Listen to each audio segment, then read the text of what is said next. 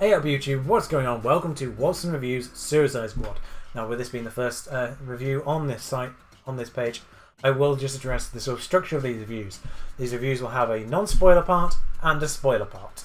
I will announce the spoiler part by saying something along the lines of, hey guys, spoilers now about to happen, stop watching if you haven't seen the film yet. So this allows people who have and haven't seen the film to watch this video and enjoy it regardless. So there we go. So I'm just going to start off by addressing the critics' reviews. Now the critic reviews of this film have not been great. In fact, they've been pretty much scathing. I don't know where it ranks. I think it actually might be ranking worse than Batman vs Superman right now on Rotten Tomatoes, which I do not understand at all. Because at no point during Suicide Squad was they ever anything less than entertained. Now, Batman vs Superman has its flaws. It's quite boring in parts. It's a little bit like there's a lot of setup in Batman vs Superman, and it's not that entertaining for the most part. Only really the last third is when it kicks into gear properly. Kind of at the point where the Batman chase scene happens. That's probably the point where the film actually finally kicks into gear and gets going, which is about an hour and a half in, which is not good news. Suicide Squad, off the mark straight away, and never stops until the film credits are rolling. So that's great news.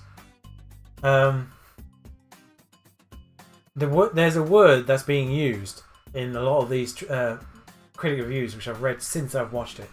Like going in, I was aware of the negative reaction to the film already because people on Twitter are obviously sharing it and making jokes about it, and it's very hard to avoid that. It's very hard to avoid that.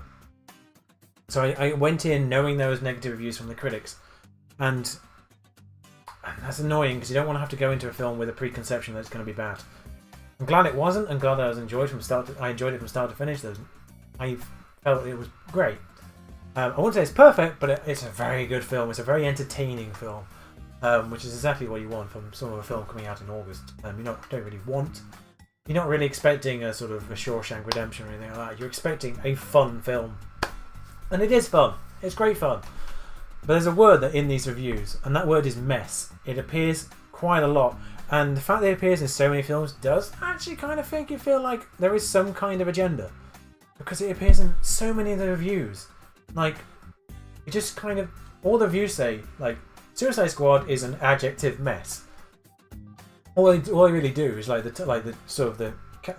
overall summary of their reviews is Suicide Squad is an insert adjective here, mess. And it does kind of feel like everyone sort of copied and pasted their opinion a little bit. I don't want to say there's a conspiracy against these DC films, but it does feel a little bit copy and paste all their reviews, and it's a little bit suspicious. But I don't think it's a conspiracy at all. I just think all these people are just don't like fun, I guess. Independence Day Resurgence was a little bit the same because it was a lot of cheesy fun. No, it's not as, like, Suicide Squad's a better film than Independence Day, don't get me wrong. Resurgence, but it was like Independence Day was a lot of cheesy fun, and all the reviews said it was kind of cheesy fun, and then a lot of, like, the reviews for that were like 50% positive because it's cheesy fun and 50% negative because it's cheesy fun. Like, everyone agreed it was cheesy fun, they just didn't know whether to say that was a good thing or a bad thing. This is just great fun. This isn't a cheesy film, don't get me wrong.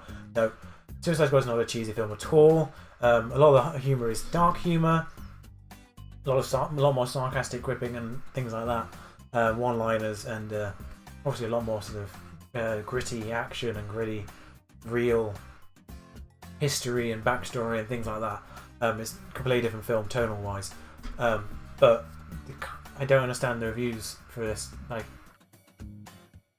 the only thing I can try and fit the word mess to is the editing, because the editing is a little bit choppy. This might be to do with reshoots and the fact they haven't had as much time as they were hoping to in the editing part of this editing part of the sort of film cycle. But the film does, but the only thing I would say is the film actually isn't necessarily choppy as such. It just feels like a 2-hour music video, because about 50% of the film is actually not sort of normal film score. It's actual music songs. It's actual sort of actually a really, really good playlist. Like, there's a lot of classic songs on there. Just to name sort of three, you get Sympathy for the Devil in there. I think that's for the Amanda Waller scene. You get Spirit in the Sky in there, which is actually a little bit copying Guardians of the Galaxy, which is something I might have to compare it to later on. And of course, Bohemian Rhapsody's in there at some point. I'm not going to say when or where, but so a lot of the film is just actual songs, a lot of classic songs in there, and it kind of just feels a bit like a 2-hour music video. But that's a good thing. A lot of these films, like going back to Batman vs Superman, which is impossible not to compare it against. Like in Batman vs Superman, you have Superman's theme, you have Batman's theme, and you have Wonder Woman's theme, and Lex Luthor's theme, and then you sort of, and the editing in that wasn't fantastically brilliant either, because you just go scene, scene, scene, scene, scene, and the music would just change, and like this did not flow, like didn't really flow particularly well. By using actual music songs, kind of flows a little bit better than music, like the music. You don't even really notice when the actual normal score comes back in again a lot of the time, because there is an actual normal soundtrack in there as well. But it's very much weighted on normal songs, actual sort of, you know, really like pop songs and rock songs and things like that. So it actually feels a very, very different beast to a lot of recent, especially gritty films, sort of gritty films like Suicide Squad and the previous DC entries. So because it feels like a completely different beast, it's different. It's a very, very different. And I think in reviewers, critics' minds, oh my god, sorry about that. Accidentally knocked the microphone off there. But in reviewers' minds, great start. In reviewers' minds, I think different means bad for some reason. Different means a mess. That's the only thing I can think of that explains why critics are calling it a mess. It isn't a mess. It's Suicide Squad. They are a bunch of criminals. They do not play by the rules, so why should the film play by the traditional film rules? I think that's where the critics are failing in accurately reviewing this film. I do not feel they understand the point of Suicide Squad. Now, as for the rest of the things, performance-wise, Amanda Waller is perfect. Amanda Waller is perfect.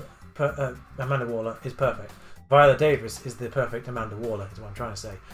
She owns every scene she's in. She absolutely has the gravitas and the presence and nails every single scene she's in. A little bit of a far cry from that was one of the sort of negative things that was kind of attributed to the CW Amanda Waller, that she never really had the presence of the gravitas. Viola Davis has that in spades. Absolutely 100% perfect. Will Smith, Deadshot, again, great. I'm not 100% certain in the past if there's been a black Deadshot. I think there was a little bit of an outcry that again, they've done his political correctness gone mad. Who cares? Will Smith's perfect. Much like Samuel L. Jackson owned Nick Fury and it became Nick Fury essentially in the comics, I can see Will Smith's Deadshot becoming the Deadshot in the comics. I can see that happening. 100% see that happening. He's great. It feels like Will Smith's got his swagger back, essentially. Because that's what Will Smith's always excelled at. He's had great swagger and very great at the sort of the one-liners as well, the sort of the sarcastic one-liners, and he uses that perfectly. They've used Will Smith perfectly in this film. He's back to his best, in my opinion. It kind of started with the film Focus, which he did with Margot Robbie, which probably really helped this film in a way. Like Focus is probably one of the best things that happened to Suicide Squad because it established a working connection between Will Smith and Margot Robbie before this. And you can tell they had a great sort of working relationship from the interviews they did for that film. So we knew that wasn't really going to be a problem, and it really isn't. They're great in this film. They probably have the most interaction. They kind of almost build a great working relationship between the two characters, as well, like between Deadshot and Harley Quinn themselves. There's a lot of actual respect between those two characters during the course of this film. That builds up. Again, that's not really that much of a spoiler, so I don't mind saying that. One thing I will also say is, if a film has a review, in my opinion, where they have to say the words Jai Courtney is great, then it can't really be a bad film. It cannot be a bad film. Now, it's not a negative thing about Jai Courtney. He's probably, I always feel like Jai Courtney had something to prove in every film he was in. I always felt like he was trying, but the actual film itself let him down a little bit. Because let's face it, both A Good Day to Die Hard and Terminator Genesis were hot messes. They were messes. That's the definition of a mess. Suicide Squad should not be put in the same category as A Good Day to Die Hard and Terminator Genesis. No. Sorry, but that's just not how it is. Joe Connie's great. Joe Connie's great as Captain Boomerang. I would say his character is almost irrelevant, but he's great in it. Like, there's not a lot of point of his character being there. He doesn't actually really do a lot. If you removed him from the entire film, it probably pan out pretty much exactly the same. Everyone else almost gets like a moment to shine. Captain Boomerang's kind of just there most of the time, and that actually kind of works a little bit. Kind of works. It kind of allows, actually almost allows Jai Courtney to be great without even trying a little bit. But no, he's great. He's great as comic relief more than anything, actually. Got Katana and Killer Croc. They don't do a great deal either, but they do each have their own little moments in the film. And Katana doesn't really have a lot to do. Again, Katana could almost be removed from the film a little bit without it being a completely, like, without it. They wouldn't really miss Katana too much, but there's a reason why she's there, and I like the reason why she's there. Killer Croc has a specific moment where he's necessary to the plot. So again, useful. I think I'm missing someone. Oh no, I'm essentially just missing Rick Flag at this point. I think this film benefited from Tom Hardy not being in it, and that's something I have never said before in my entire life. I love Tom Hardy. Tom Hardy's one of my favourite actors. I will watch any film that Tom Hardy makes in the future. I think the fact he pulled out and Joel Kinnaman stepped in is a great thing for the film, because I think Joel Kinnaman kind of embodies the American hero soldier type much better than Tom Hardy would have. Because Tom Hardy is hardcore British, really. I don't know how well he fits into that kind of American soldier hero type too well. I haven't really seen him do that role before. He's very much been British in most of his films, actually, as well. So I don't know how he would play that. But Joel Kinnaman, maybe through, because I watch House of Cards where Joel Kinnaman plays a war veteran and presidential candidate. So maybe a little bit of that was seeping into my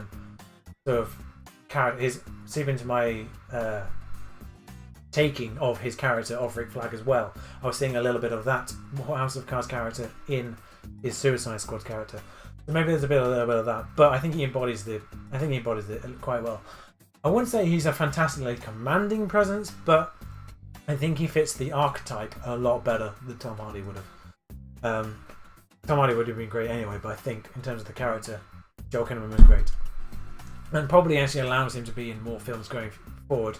Because I think Tom Hardy would have had a little bit more strings attached, because he's, I hate to say it, but he's obviously a more A-list than Joel Kinnaman is. So it probably allows Joel Kinnaman just to hop into more films than Tom Hardy would have. Anyway, Cara Delevingne's great as well. I'll just say she does what she can with the role. I would say she doesn't get a lot to do, but like she doesn't have to really stretch herself too much. But what she does is great. That's in terms of the main cast. That's great. Oh, Diablo. I knew I was missing one of the main characters. Diablo is the unexpected great thing about this film. Because he's a character I knew nothing about, like literally nothing. I didn't even know the name before this film. Everyone else I knew about through other mediums, whatever. Diablo I'd never heard of before. Diablo is potentially the most important character of the film. That's all I would say, without spoiling it.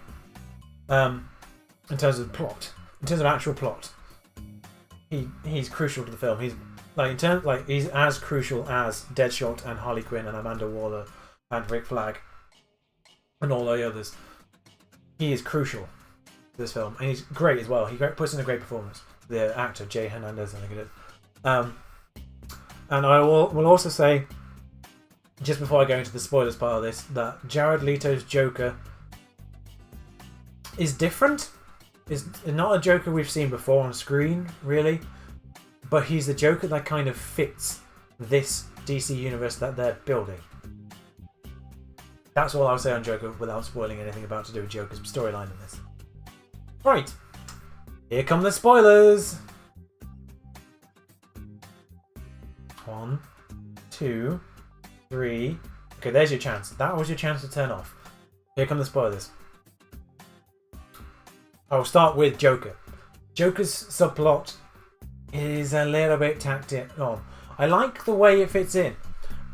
I like the way that all the it kind of fits in the universe. It kind of feels like a snapshot of time in the DC universe.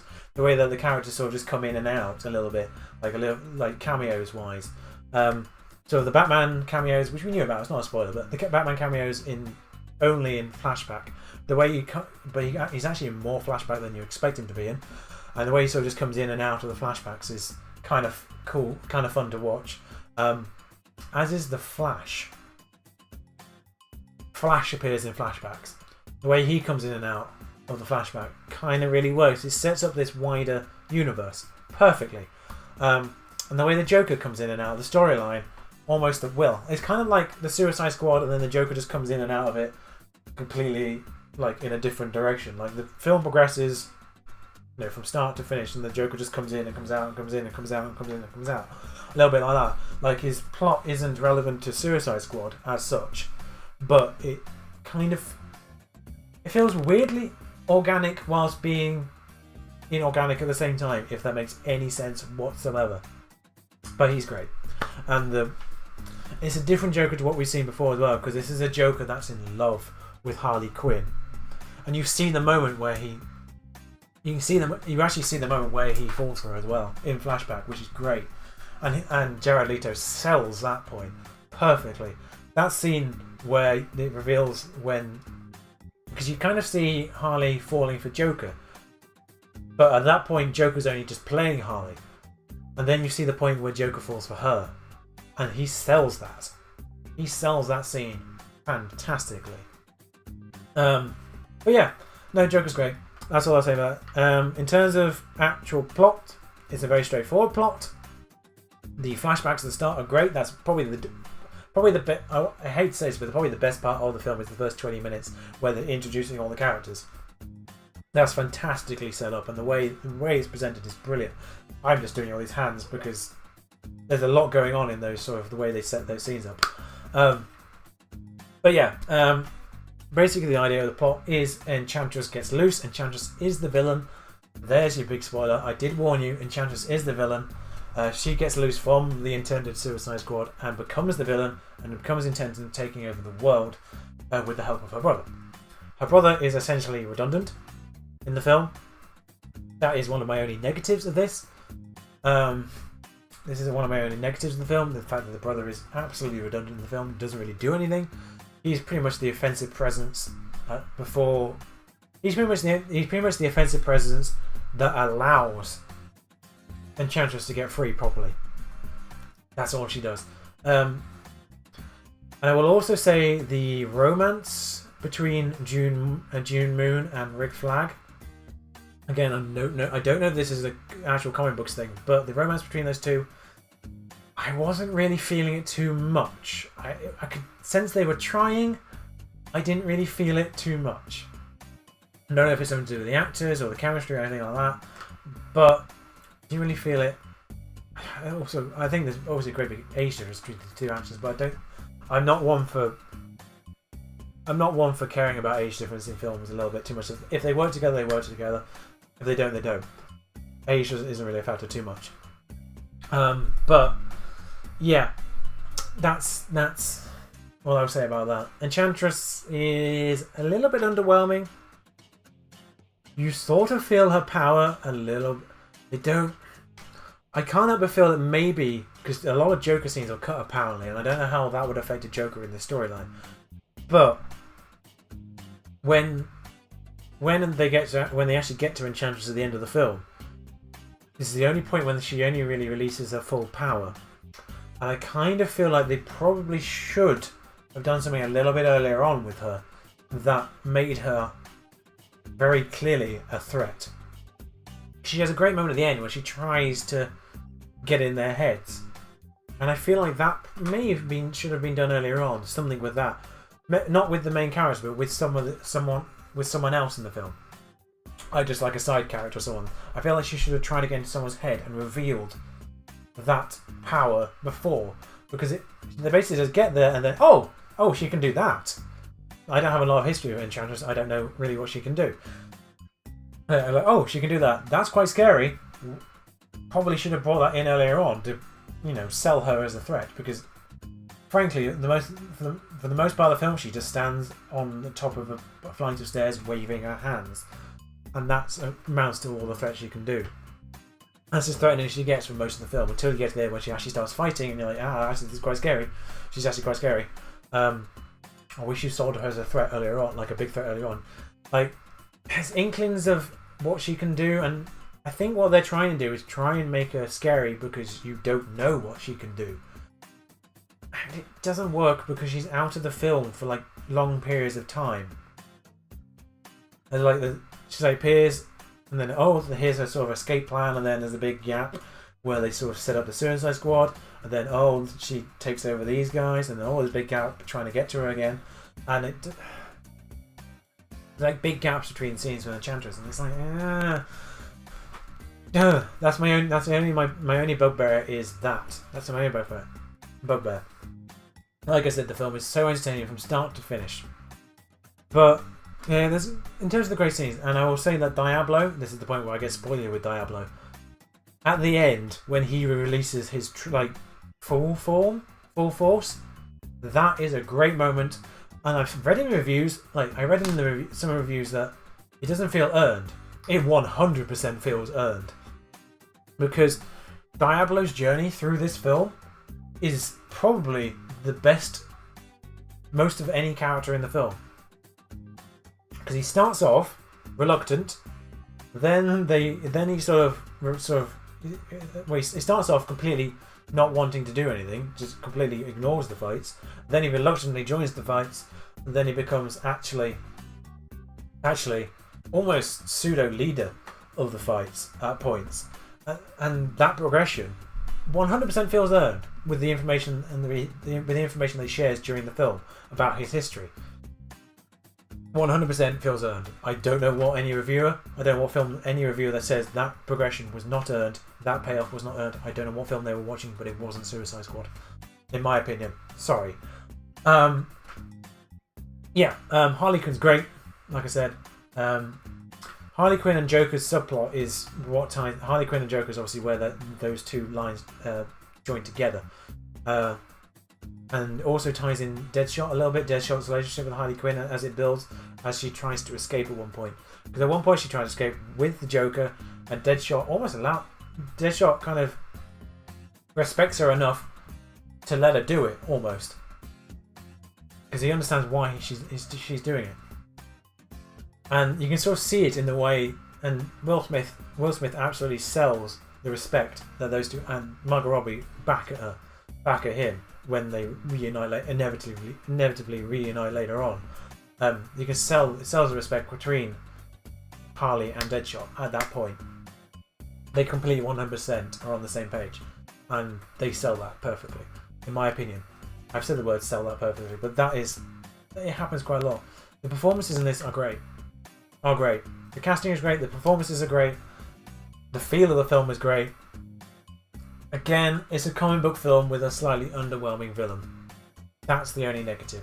But at this point, it's what we expect, almost. So it's almost not a bad thing that there's an underwhelming villain. It's just, again. Slightly underwhelming villain again. But that's the thing that this is the only point when I'm going to mention Marvel, but it's the thing that the Marvel films fail at as well. Marvel films, in my opinion, Marvel has the better superheroes, DC has the better supervillains.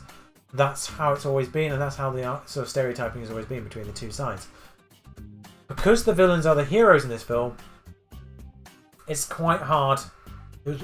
It was a very difficult job to try and get a villain for the villains to face, as such. The best villains in the film are the heroes. And that's the awkward thing about Suicide Squad. The villain isn't, the actual villain isn't the best. She's a great force, don't get me wrong, and Enchantress is great, and when she actually goes full force, you actually feel like she's the threat that these guys should have been facing. Also, I don't understand with Batman and the Flash existing why neither of them tried to intervene. I understand why Batman might not have intervened because it wasn't in Gotham. But the Flash, I don't understand why the Flash didn't try to intervene in this. Because the Flash only appears in the flashbacks. I don't know what he was doing at the time. Maybe he was held up by something else. But considering this was a potential world-ending threat, you would think that someone like the Flash would have attempted to try and help out. Again, it's comic book film, but you just have to go with comic book logic at this point. Some of the times you do have to do that. It is what it is. It is what it is. And by the way, and this is the point where the film review becomes unspoilery again. I will link this time in the bit below so people can listen to the summary without being spoiled. So, in summary, Suicide Squad is full of great cast, delivering great performances, and their sort of progression through the film, the sort of emotional progression, all that stuff is completely earned. No matter what the reviews say, their sort of personal growth is completely earned during the film. You 100% feel that growth. You can 100% witness that growth through the performances. The film, yeah, is a little bit haphazard, but I kind of feel that's the point of the Suicide Squad. They are a bit haphazard themselves. They are flawed human beings.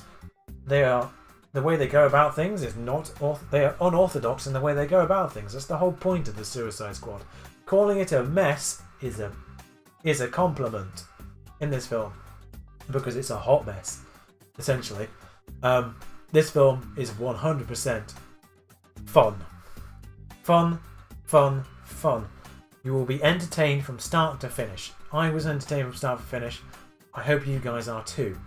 And I'm really looking forward to maybe seeing these guys in other films going forward because they're all great. I can't help but feel like maybe a few of the lesser used characters, like Killer Croc and maybe Captain Boomerang, are maybe going to end up playing slightly bigger roles in other films. I can see them maybe coming in, coming out, maybe, all that stuff. Maybe they'll be used in other films. I 100% can see Deadshot and Harley Quinn appearing again in other films. Amanda Waller needs to be in other films. I would say there is a post-credits, I'm not going to say, but there is a post-credits which involves Amanda Waller. And it kind of sets up kind of role in the expanded universe, almost. I'm not going to say anything more than that because I don't want to spoil the post-credits, but it does feature Amanda Waller. And I can 100% see Amanda Waller being a mainstay in like the Justice League films and things like that as well. I can see Deadshot appearing in other films. I can see Harley Quinn appearing. Harley Quinn and Joker definitely have to appear in other films at this point. I could definitely see like a almost solo Joker Harley Quinn film at some point, or they'll just be like the main villains in the Batman film, something like that. Yeah, that's all I can say about that. But Suicide Squad, watch it. Do not be deterred by the Rotten Tomatoes or whatever. Do not be deterred by that. I believe those reviews to be absolute nonsense. Watch the film. It is great. It is super entertaining, which is what you want from the Suicide Squad. I don't know what more you could want from Suicide Squad than what they actually delivered. It is super duper fun. All the characters are true to the characters from what I understand of the characters. I don't understand what the critics are on about. And that's my review. So, watch it. For the love of God, do not be deterred by the reviews of this film. Watch it, make up your own opinion, please. This has been Watson Reviews Suicide Squad. I will see you again for the next review. Until then, ta-ra.